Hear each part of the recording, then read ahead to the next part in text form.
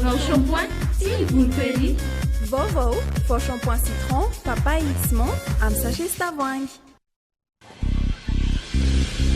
Ankafiziny fotoana rehetra ny sardine Annie. Sardine Annie, tsara tsiro, mora ampiasaina, mora vidy. Soka Vitre, le spécialiste de la menuiserie en aluminium, des volets roulants, des vitres et des rideaux métalliques. Vaovao shampoing, sardine Annie, Soka Vitre, manolatra anao ny vaovao.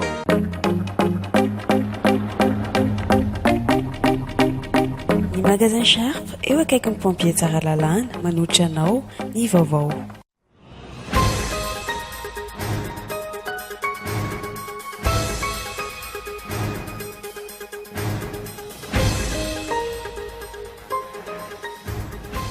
Ampamoaka mikasika ny raharaha Jean-Marc Comba nanao fanambarana an-taratasy ireo mpiasan'ny ACM Rola ny ampangany Jean-Marc Comba tamin'ny 27 volana oktobra farany teo.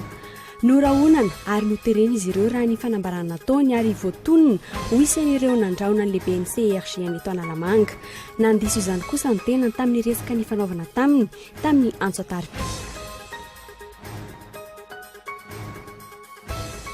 Notohizana androany teny amin'ny ministeran'ny asa vaventy ny fizarana ny tambokaraman'ireo ben'ny tanàna sy lehiben'ny distrika namonjy ny congrès de la route andiany fadimy izay natao teny Ivato. Maro ihany koa ireo ben'ny tanàna no tsy faly tamin'ilay iray isan-jato natoka ny fanjakana ampiasaina ny nivon'ny vondromboka Parintsinjarapahefana.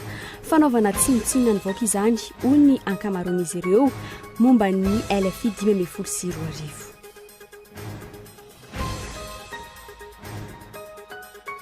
Mahery ny 2 arivo ireo marary tsabony Merci Chips automasina nandritry ny iray volana anaty eto azy ireo.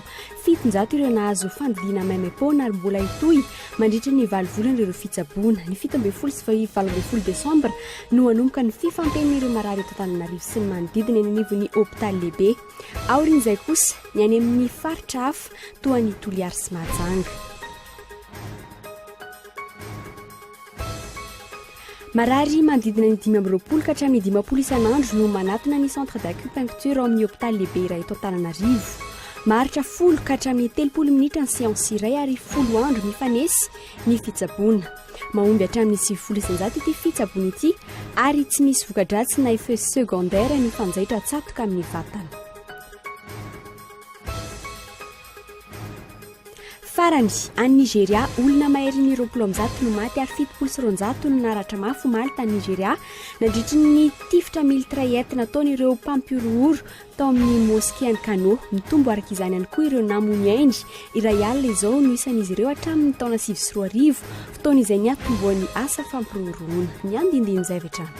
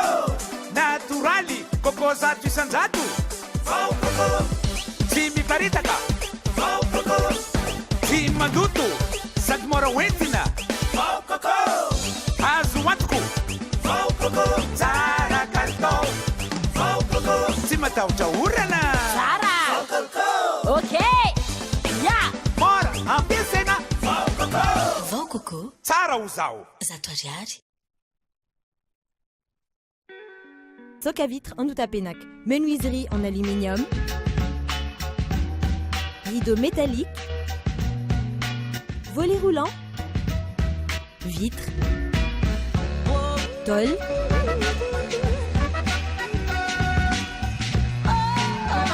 Soka Vitre en Outapenac, 020 22 682 28, 033 11 256 63, Soka Vitre en Outapenac. Très sincèrement à votre service. Tongolo voatetika, miavaka kotomila, paty, ampio sardine Annie. Vita ny sakafo. Sardine Annie, ankafiziny amin'ny fotoana rehetra. mofo mikarepoka tetika voatabia ampio sardine ani vita ny sandwich ankafisa amin'ny fotoana rehetra ny sardine ani tsara tsiro mora ampiasaina mora vidy.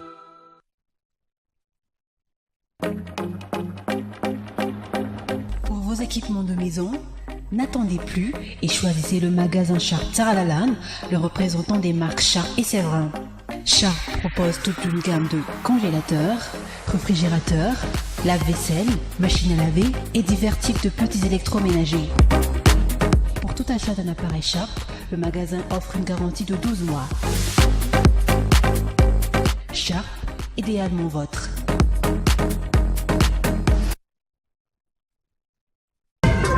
Fantatrao ve fa ny kela no lasa vokatra fanorana voalohany ho an'i Madagasikara? Be dia be ny zavatra tsara ho fantatra momba an'Ambatovi. Ny tombony ara-toe-karena ho an'i Madagasikara, ny fiarovana ny tontolo iainana sy ny fiahenan'ny lafiny sosialy. Raha mahaliana anao ary ny hafantatra bebe kokoa an'Ambatovi, tongava mitsidika ny varavarana misokatra etsy amin'ny Garasorano ny alarobia 3 ka hatramin'ny sabotsy 9 Desambra 2024. Tsy misy vidiana.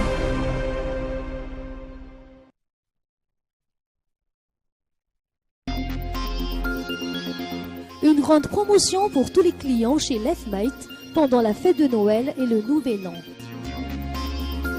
Des remises seront offertes pour les salons allant de 25% jusqu'à 50%. Meubles de bureau, 30% à 35%. Salle à manger, vaisselier, table basse, 25%, 30%.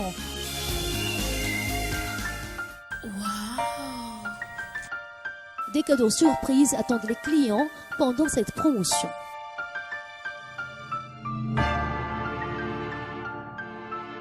Lefmate, Anoussat.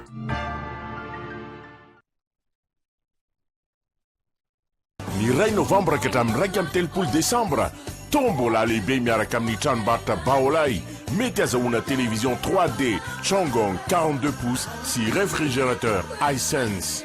Tsotra ny fandraisana anjara, mividy entana 100 000 ariary dia mahazo ticket tombola iray. Tsy ireo ihany fa mbola maro be ny loka ho zaraina. Tonga avaingana ary manatona ny tranombarotra Vaovao amin'izao farany taona izao sao ianao no ahazo an'ilay télé goava ambe. Fisarihana ny 1 amin'ny 3 Desambra. Vaovao, ny tsara trano.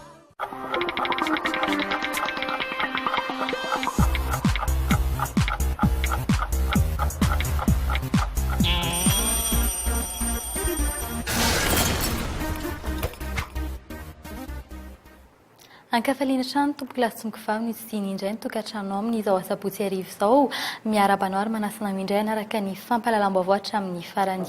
Ny pejin'ny politika avy hatrany araka ny fanarahinotana anatin'ireo lohatenim-baovao ampamoaka mikasika ny raharaha Jean-Marc Coumba nanao fanambarana taratasy ireo mpiasan'ny ACM rola ny ampangany Jean-Marc Coumba tamin'ny 17 volana oktobra farany teo.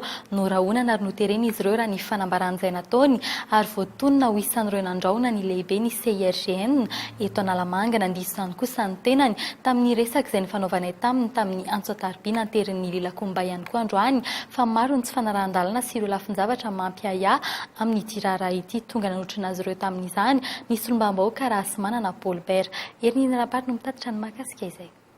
Mandraisam-panana vaovao ny raha Markaravalymanana ray vola mahery zao no ny tanana any Jean-Marc Coumba mpiambana manokana ny filoteoloha Markaravalymanana sy ireo mpiasan'ny ACM ao Antsirabe miisa 4 raha tsy ivina fijoroana vavolombelona nataon'ny roa tamin'izy ireo fa nahitan'ny Jean-Marc Coumba teny amin'ny seranam-piaramanidina Antsirabe ny 12 ny volana oktobra farany teo andro natangavan'ny filoteoloha Ravalomanana Marka teto Tanindrazana. Noterena izy ireo hanao izany fanambarana izany raha ny voalaza ao anatin'ny taratasy nalefan'izy ireo ary voatonona ho isan'ireo nanao izany fandrahonana izany lehibe ny CIRGN eto Analamanga. Rehefa nandroso ny fotoana dia nisy manamboninaitra avy any Antananarivo tonga tany Antsirabe lehibe ny CIRGN sy lehilahy iray manao palitao sy velondrirana izany hoe olo manakaja no fieverako azy ary nampiantso manokana tao amina birao kely mitokana mbola inaina ihany le miteny. Milaza tamiko izy ireo fa tsy misy dikany aminy ny aiko ary tena ho amboariny raha toka tsy manondro ilay olona izay ho alain'ny élément ho irahana.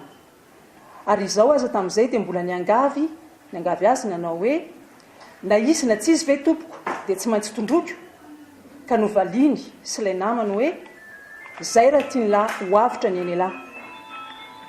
Maizina tamiko ny tany aman-danitra ka dia niaiky tsy satry ka rehefa tonga monsieur Jean-Marc Comba dia tsy maintsy nanondro. Nitsipaka ny fisian'izay mety ho tsindry sy fandrahonana nandritra ny famotorana kosa ny kolonely Rakotomanina Florence lehiben'ny CGN Analamanga. Voalohany aloha efa firy ataontsika efa rehevo mahirana amin'izay teoria izy vao miteny izany. Ary faharoa tsy izaho mihitsy nanao ankety an'izareo fa ankety mixte io c'est de recherche criminelle amin'ny gendarmerie d'Antananarivo sy ny brigade criminelle. Tsy asorosena amin'izay hotely ny olona. Ka zay no azy tena hoe mpanao ankety azy izay tanao ankety anazy mety zay ka hoe forcé azy ny zavatra tia miteny. Tamin'ny voalohany zay ny tany ary mixte koa ny tany misy polisy misy gendarme fa zay tsy nanasika ny fitaovana ankety zareo tao. Taorin'izay iray volana izay ihany koa tsy nisy toy intsony raha rampitsarana mikasika azy 10 rahalahy ireo. Raha ny fanazavan'ny ireto fianakaviana ireto hatrany, sarisarina raha rampitsarana no natao tamin'ny fiainonany Jean-Marc Comba. Io zavatra io maraina n'iny andro iny 31 oktobra iny zay ny lazainy ray fonja amin'ny rehetra ao zany vao maraina eo amin'ny fanaovana fanadiovana ny trano dia fa nilazana amin'ny ray fonja hoe miala ato amin'ity efitra daholo nareo fa izy hiditra ato ary tsy n'importe qui ozy ny fiteny zany fa olona mila toerana miavaka, mila toerana mitokana dia maraina zany dia fa fantatra hoe hiditra tao ry zareo. Maraina dia fa nalalano hitrany hoe nesorina daholo ny olona mbola tao namboamboarin zareo tonga dia afaka hidiran zareo nefa zareo amin'ny 12 alina vao niditra tany. Isan-kilan'izay mifampiasa sy mifanampy izy 10 rahalahy ireo migadra ny atsiranana ankehitriny. Ohatrany hoe fianakaviana ry zareo dia Jean-Marc ny ray mpianakaviana. Ny zavatra ataon'ny Jean-Marc zany zao rehefa manafatra sakafo amin'ireo olona ireo tonga dia sakafo ho an'izy 10 lahy ny afarany. Dia rehefa tonga ilay sakafo ny ainanay mihitsy zay nandritra ny fotoana nahatany tonga ny sakafo dia tonga dia zarainy reto ho an'izy efada reto no haniko. Tonga ny iray feo tamin'ireto fianakaviana ireto ihany koa ny soloam-bahoaka rasy manana Paul-Père na Irosy. Ny filoham-pirenena ihany ny tompon'ny teny farany amin'izao raharaha izao raha ny fanambarana nataony. Olona tokana ihany no afaka mamahany io satria samy tsisy te aka responsabilité satria lasa resaka rahavalomanana sy ny firenena le izy nefa resaka Jean-Marc Comba garde corps ny taloha zay niaraka exilé tamiko i Comba kongendroan'le rangahy io fanena tamin'ny Paris zay samy exilé zay ny fandehany tsisy afaka manala an'izao olan'izao afa-tsy ny lehibe indrindra eto amin'ny firenena zay angaviko Antanandroa mba aleo reo oloreo anao fety any amin'ny fianakaviany amin'ny Noely mba mampalelo izy tsy andositra reo tenako manokana amin'ny supporter garant. Efa tonga hatrany amin'ny sehatra iraisam-pirenena ankehitriny ity raharaha Jean-Marc Comba ity. I Gabon, Allemagne, ny firenena mikambana sy ny Croix Rouge dia fantatra ankehitriny fa manaraka akaiky ity raharaha ity avokoa. Nitsangana androany ihany koa ny komita mitaky ny famoahana azy 10 rahalahy ireo izay ahitana olon-tsotra, mpanakanto sy mpanao politika. Tsy mbola nahinona feo kosa hatreto ny fitondram-panjakana manoloana ireo resaka rehetra ireo.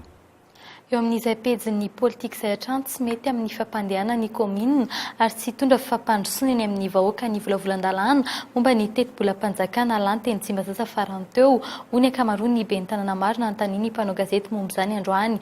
Isan'ny nampimenimena ireo tompon'andraikitra eny afotiny izany ankoatra ny tsy nahazoan'izy ireo ara-potoana ny vola tamin'ny karamany nampiakarana azy ireo teto Andrenivohitra ariva amin'izy ireo no tsy nahazo vola omaly ary nilahatra vao maraina androany tetsy amin'ny ministerany ny asa vaventy ny ambiny fanatetina. Tsy faly ny ankamaroan'ireo ben'ny tanàna sendranay androany raha nanontaniana momba ny teti-bolam-panjakana 524 izay tsy mamaritra afa-tsy vola 70 miliara ariary ampiasain'ny commune 730 manerana ny Madagasikara. Io vola io izay latsaky ny iray isan-jato ny vola 304 miliara ampiasain'ny fanjakana amin'ny taona ho avy io. Dikany nahina ny fanjakana ny vola ahafahan'ny commune manao asa fampandrosoana. Ka dia mitaraina zahay ben'ny tanàna rehetra atao anatin'ny commune manerana Madagasikara satria raha mahalala ihany ny sehatrasa izay sahan'ny ben'ny tanàna momba ny fikarakarana n'izay commune adidian'ny tsirairay avy. Ka zay indrindra le problème misy fanampiana azy atao hitantsika le problème en commune fa ny maire tsy ny mpiasa ro miady ka iny moa zany tokony hidonan'le commune iny vola tsy misy mazava ho azy fa tsisy zavatra tokony azo atao commune mihitsy zany any ambanivohitra ka raha mampiasa azy tsy vita aloha mba misy an'iny fanampiana iny zao ny asam-bahalo manjety n'olona very fananana dia io taxy natao koa zany reo olona reo fanjakana tokony ateherana raha isanjato ka tokony jerendreo akaiky any le tontolo ambanivohitra fa tsy zareo ta andrenivohitra ihany mijery maivana ary tena tsy ampy ahafahana mampandososo commune ny tetibola zay nanina tonga sambe ampandehanandraha ny commune ka noho zany dia miantso le mpitondra-fanjakana ny tenanay mba hijery akaiky ary andrindra zay zavatra zay ny vola amin'ny commune zany aloha dia hita fa tsy ampy raha ohatra hoe ny raha isanjatony le vola menan'ny commune io tsy ampy ka zay zany no mba ilana n'le fanampiana hoe tena mba jerena akaiky le commune satria raha izao ny zavatra misy dia tsy tanteraka misy ny fampandrosoana zany miara-malala moa zany fa ny fanjakana koa zao efa miezaka manao fivorim-be zaika be makasika ny ataoko hoe fanapariam-pahefana eto Madagasikara dia tokony alalinina lavitra io lalina tanteraka ary omena ny sahazazy ny faritra rehetra na ny ataoko hoe firy isanjato ny tokony makaina amin'ny firenena foibe firy ny tokony mijanona amin'le lokalité antony mahatonga ny ben'ny tanàna ho isan'ireo tompona ndraiky mpanjakana tsy mahatapakahitra ary tsy afa-mietsika amin'ny asa fampandrosoana zany izy ireo izay tsy maintsy miandrandra ny tambin-karama kely rehefa misy fivoriana atrehana tahaka ilay teny vato omaly noho ny tsy fidin'ny tetibola azo ampiasaina amin'izany eny anivon'ny commune omaly nisy avoritaka ny teny atoerana rehefa tsy voazara araka ny tokony ho izy ny tambin-karama nomenimeny ireo ben'ny tanàna sy chef district sy ireo vahiny hafa namparina tenana tambin-karama 203 ariary isan'andro tsy fahombiazany fitsinjaram-pahefana avokoa izany hoy izy ireo izay ny lahatra vao maraina dia tsy hanosy androany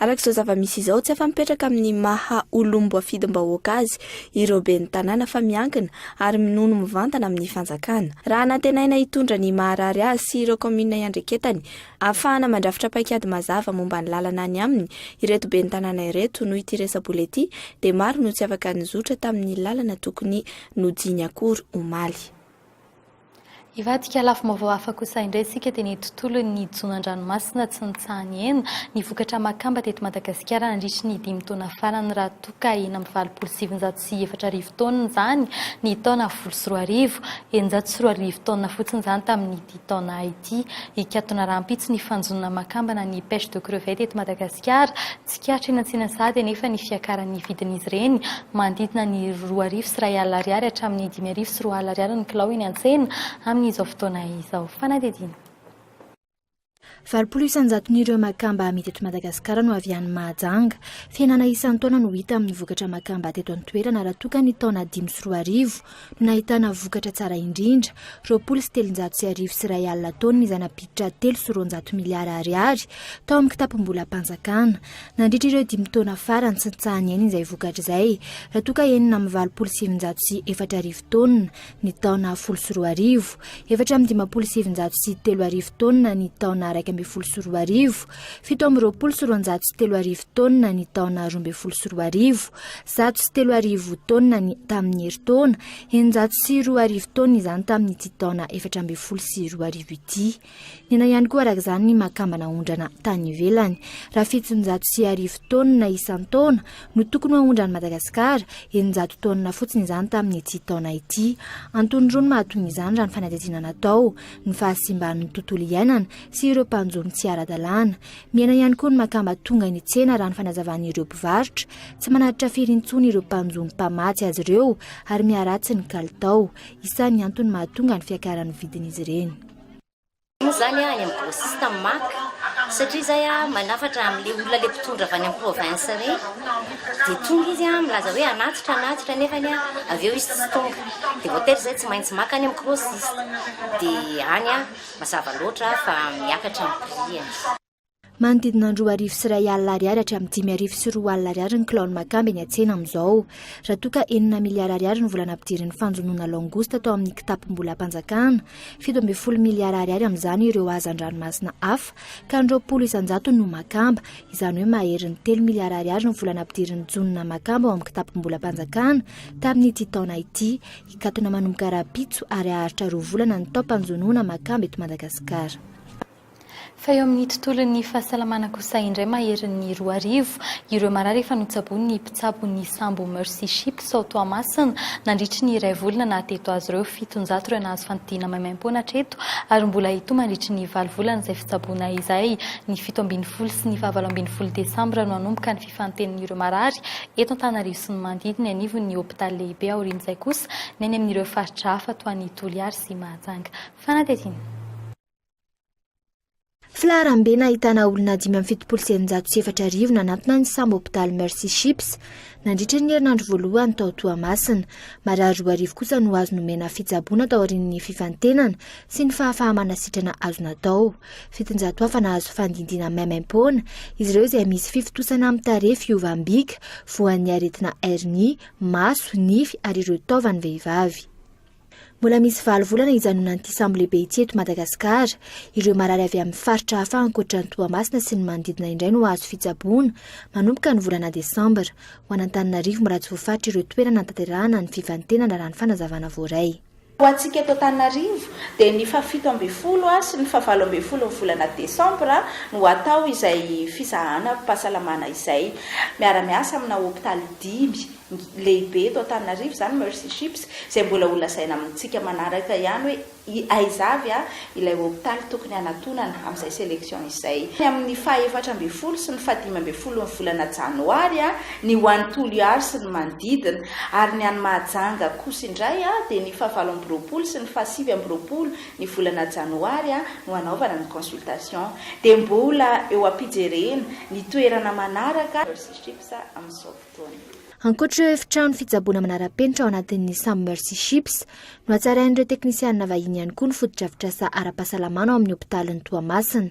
Ireo fotodrafitrasa izay ilaina mandritra ny fandalovan'ny sambo eto Madagasikara ary hijanona ho fananan'ny hôpitaly be, isan'izany ireo fandriana miisa 50 hijanonan'ireo marary avy nodidina tao anaty sambo ka mbola mila fanaraha-maso akaiky.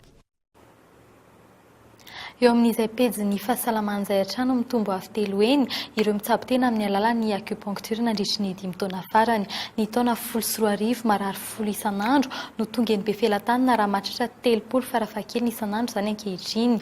Mahomby hatramin'ny 9,900 ity fitsaboana ity ary tsy misy voka-dratsy na effet secondaire ny fanjaitra atsatoka amin'ny vatana. Ireo aretin'ny rotorotom-piainana toy ny stress, ny harerahan-dava, tsy fahampiana torimaso no tena hitarainan'ny marary. Fanatetiny. Marary manodidina 5 ka hatramin'ny 10 isan'andro no manantona ny centre d'acupuncture ao amin'ny hôpitaly lehibe iray eto Antananarivo. Maharitra 10 ka hatramin'ny 30 minitra ny séansa iray ary 10 andro mifanesi ny fitsaboana. Hatramin'ny 9 isanjato ny fahombiazan'izany. Misy zavatra matahitaitra na mastressé dia mora mikainkinkainkina dia tonga aty amin'ny adotily safidy nanao an'ity acupuncture ty dia hitako nasarana izy le izy. Ny aty ity zany dia sahala amin'ny hoe manampy an'ilay fitsaboana hafa ihany koa.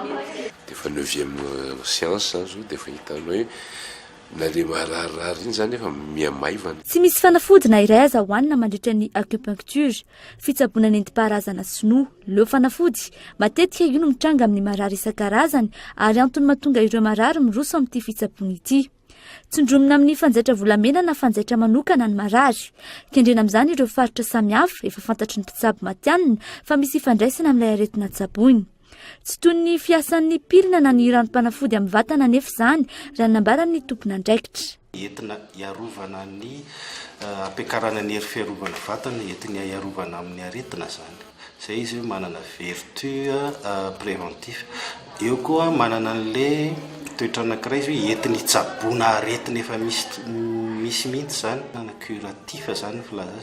Dia eo indray izy manana fahatelo dia entina hanamavanana an'ilay aretina izy zany. Tsy marary ary dia efa afaka manao ny acupuncture ahafahany manana an'ilay bien-être total zany. Tsy misy fetra ny taonany afaka manao acupuncture.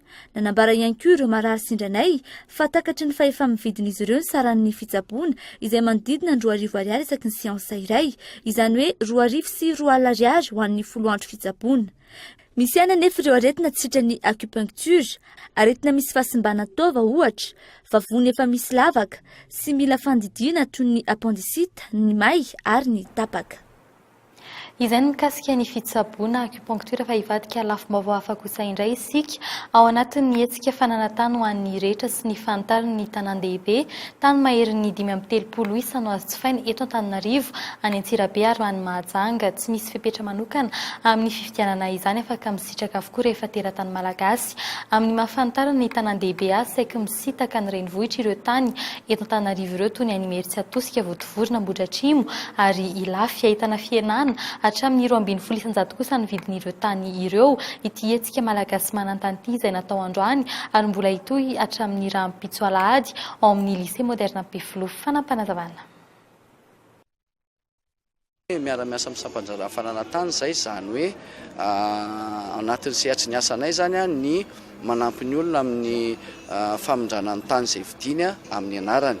Dia raha miasa akaiky amin'ny sampanjara fananantany satria ny anay moa zany mamatianina anay ao anatin'ilay sehatry ty azy ty, dia mba misy ataontsika hoe misy olona solotenany ny fananantany zany no mikarakara manokana ny dossier anay ao amin'ny sampanjara fananantany izay misy le tany zany. Mikasika ny serasera sy ny asa fanaovan-gazety kosa indray tsy mbola araka ny tokony ho izy ny fenitra azon'ny mpanao gazety sasany manerana ny nosy manao ny asany ankehitriny.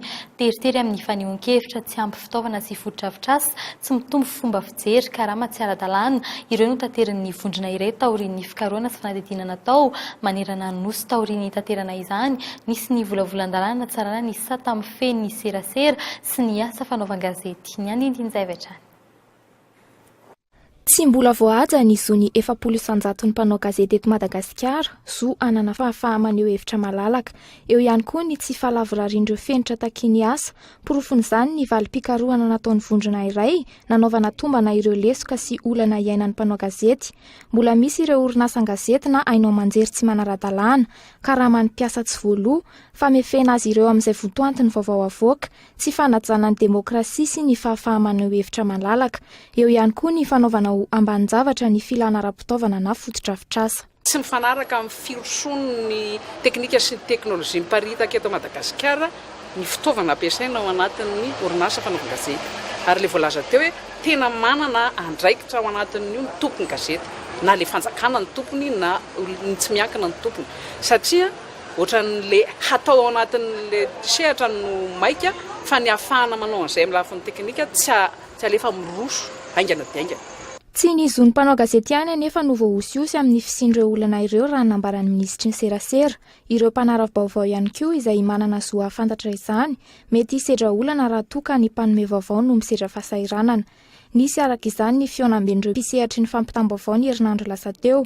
Solotenan'ny mpanao gazety, tompona andraikitrina anivon'ireo orinasa fampitam-baovao, rafitra piaro ny zon'ny mpanao gazety, ireo mpanjifa soloan'ny fiarahamonim-pirenena tena ary ireo mpahay lalàna sy mpikaroka. Samy nikaondony amin'izay amahany ireo olana sy lesoka ireo.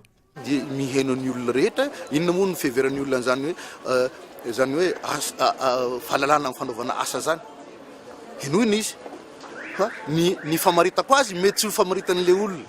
Izay no mahatonga antsika mitondra an'io code de la communication mitety ny faritra rehetra ho inoina ny olona.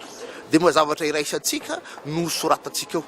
Vadika lalàna. Amin'izay fotoana izay raha fahasamby nanaiky tsika mianakavy fa io ka ny olona mbola mivoana amin'izay, izay ny olona zayntsika raha pitso afaka pitso hoe ianao kosa rangaha tady voana ny zavatra ny fanarahana.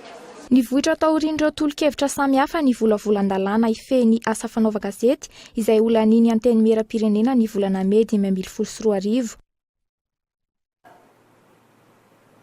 Ivadika lafim-baovao afa-kosa indray isika tonga indray ny fotoan-dehibe izay nandrasan'ny maro izay karakarainy Red Dog Scout ny course trophée finale rahampitso fa 3 ny volana novambra manomboka amin'ny 7 maraina ny classification isy ny scooter avy any amin'ny fatra andray anjara amin'ny hetsika izay atao any Meritsy atosika fermeture de saison izany hoe hetsika farany ity atao any an-toerana rahampitso ity ho hitany avokoa ireo matianina amin'ny fitondrana scooter sy ireo rehetra nandray anjara tamin'ny fanana nanomboka ny volana oktobra farany teo.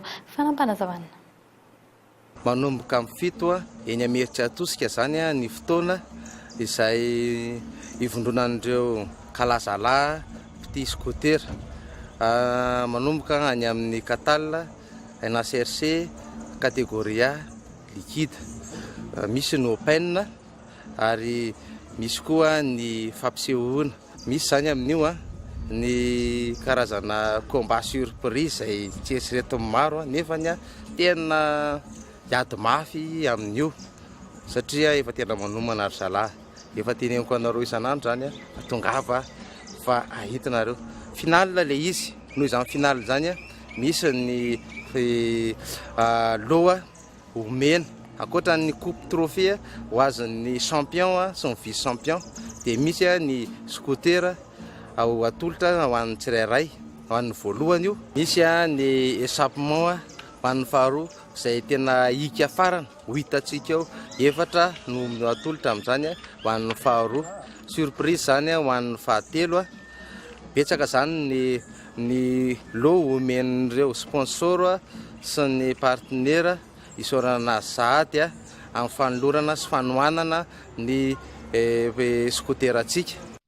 Pejy ny kolontsaina kosa indray mitoy ny fananakira Christmas Carols eto amin'ny Kolo TV FM mpandray anjara misy 720 sisa notafakatra amin'ny dingana manaraka fantsanina voalohany taoriny fifantenin'ireo mpandray anjara ireo ho fantatra amin'ny fandarana manokana raha inao anio aoriny ny fampalam-baovao amin'ny teny frantsay ny andindiny mikasika izany isy ny fanohanana amin'ny alalan'ny SMS ireo mpandray anjara 3 anampy ireo 5 omeny tsara ny note mendrika indrindra ny fandarana Carols moa dia arahinao isanandro eto amin'ny fahitalavitra Kolo TV amin'ny 7:10 minitra alina.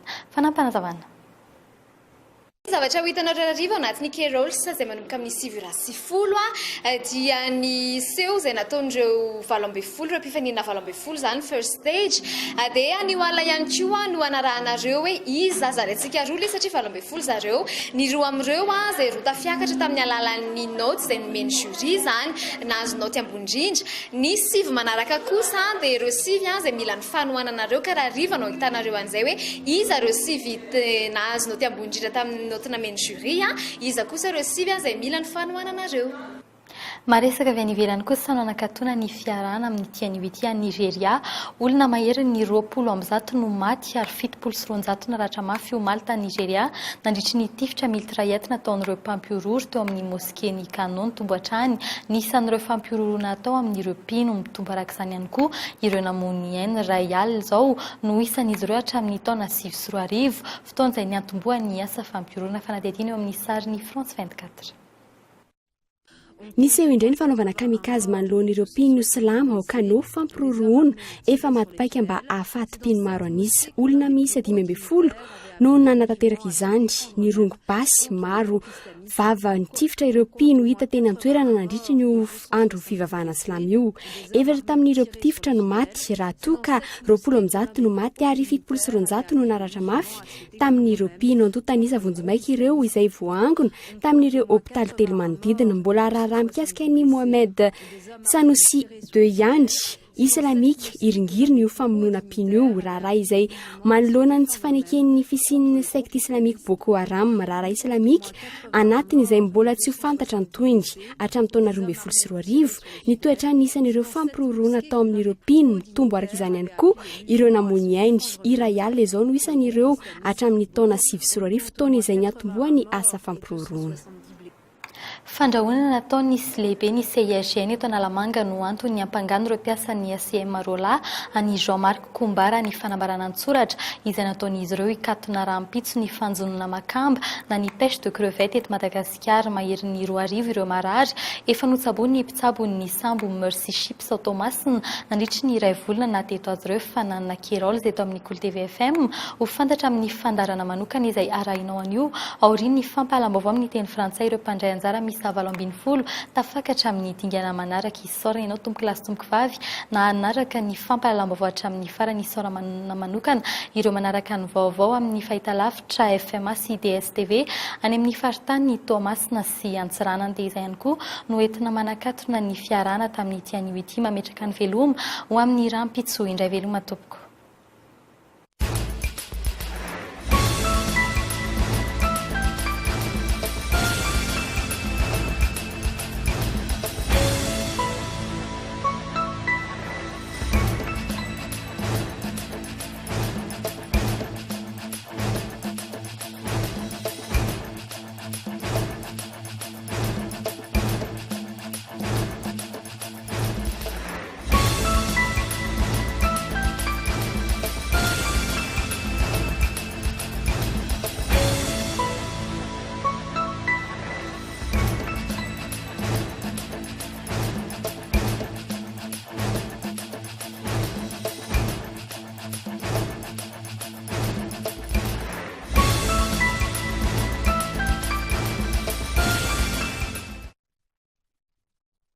Shampoing, si vous le payez. Vaovao, faux shampoing citron, papaye, menthe, amin'ny sachet tavoahangy. Ankafiziny fotoana rehetra ny sardine Annie. Sardine Annie, tsara tsiro, mora ampiasaina, mora vidy.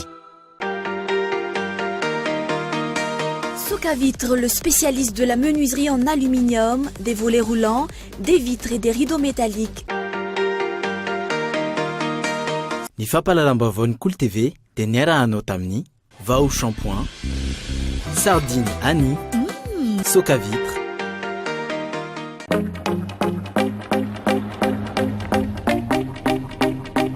Ny magasin Sharp eo akaiky ny pompier tsara lalàna nanolotra anao teo ny Vaovao.